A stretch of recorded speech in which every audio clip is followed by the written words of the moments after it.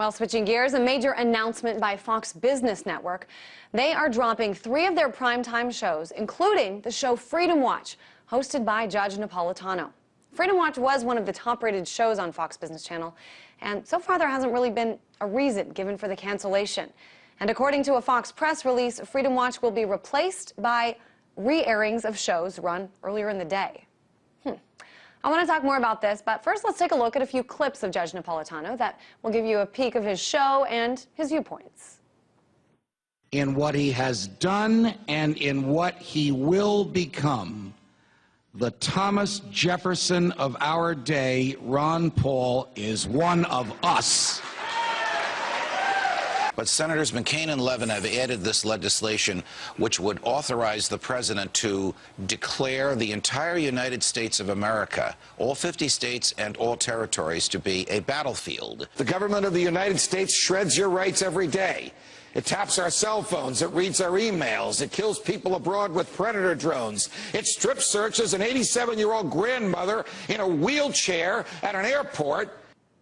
All right, so not your typical Fox News principles here. Judge Napolitano talks about Occupy Wall Street, the National Defense Authorization Act. He's been consistently pro-Ron Paul and anti-war. We'll also talk more about what the cancellation of this show means in terms of the public discussion. Let's go to Wayne Allen Root, a libertarian and author. He wrote the book, The Conscience of a Libertarian, Empowering the Citizen Revolution with God, Guns, and Tax Cuts. All right, Wayne, this was a prominent show and a different show for Fox. For people who aren't familiar with it, talk a little bit about what Judge Napolitano brought to the forefront of discussion on his show. Sure. Hi, Christine. It's great to hear from you. And I think it's important to note that it is Fox Business Network.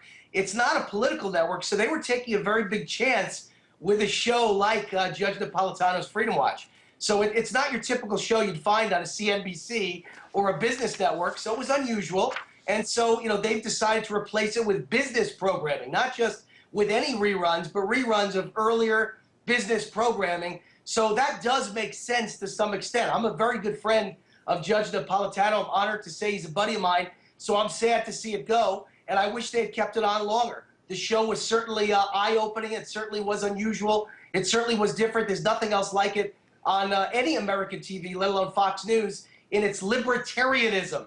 Libertarianism, of course, is fiscal conservatism and also socially liberal or moderate, and also for civil rights and individual rights and personal freedom and economic freedom. And really no other show quite touches on it the way Judge Napolitano did at Freedom Watch. So very sorry to see it go, but not necessarily something you could be angry at Fox Business at, because CNBC would never allow a show like that on in the first place. So let's give Fox credit for being willing to take a chance on a very out-of-the-box libertarian TV show in the first place.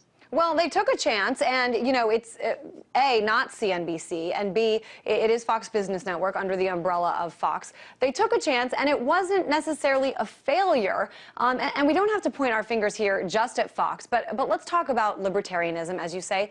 How does the coverage of libertarianism and of issues embodied by libertarians, these issues aren't covered by MSNBC, CNN, or Fox. Why not? Right.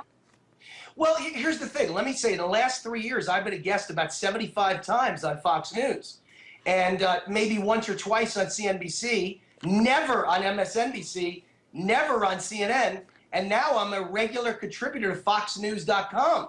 So you can't say Fox News is anti-libertarianism or anti-libertarian or libertarian party. They certainly give us more coverage than any other network. That's not to say they're pro-libertarian. It's to say that from time to time, they tend to have a little bit of a libertarian streak.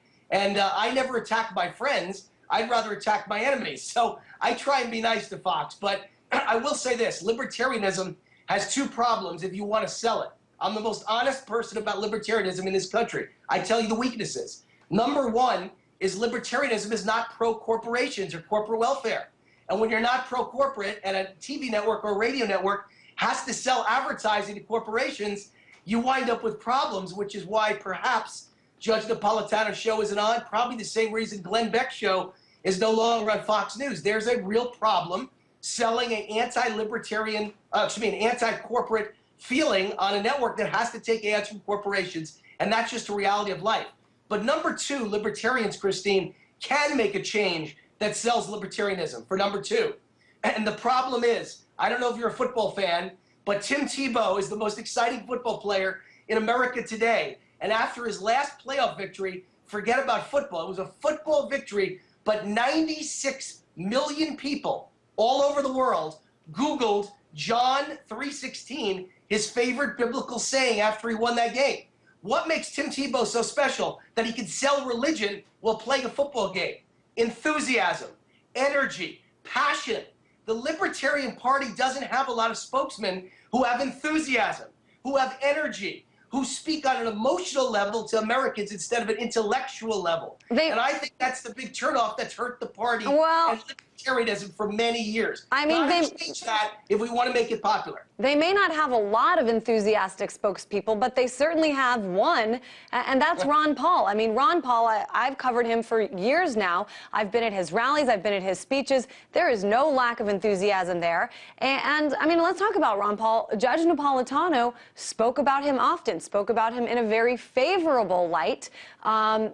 That's probably, you know, I know a lot of viewers who watched his show were also major Ron Paul supporters. They're going abuzz on Twitter today after hearing about the cancellation of his show. So where will the next venue be? You know, as you say, the corporate media doesn't necessarily embrace libertarianism. So where can the next venue be for people like yourself, like Ron Paul supporters who have no lack of enthusiasm, be for this kind of discussion? Well, first of all, I put an article out that Fox News was very willing and happy to publish, and millions of people saw it.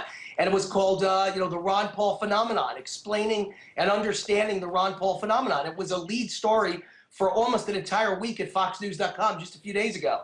So Fox News isn't anti-Ron Paul. They've got him as a guest more than any other network.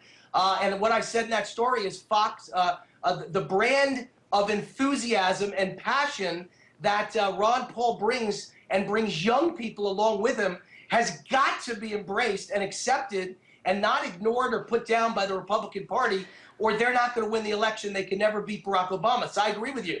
Ron Paul brings an enthusiasm. I think what he lacks, though, is a bit of an excitement and youthful enthusiasm. I think that might be where Rand Paul comes in. I hope it's where I come in. You need young guys with enthusiasm, but Ron Paul brings a young audience, young kids, who are excited by fiscal conservatism and social moderation or liberalism, and that's got to be embraced by anyone who expects to be the next president of the United States. And where can they do it? Christine, I think it's got to be on shows like this, on internet TV shows just as much or more so than on regular TV shows that don't have corporate sponsorships. All right. It's going to have to be done in an out-of-the-box fashion. Certainly a lot of people disappointed just in general because of, you know, they liked him and also because they hope that this doesn't mean the status quo is what prevails in this society. Always interesting hearing from you. Wayne Allen Root, 2008 Libertarian Vice Presidential nominee and author.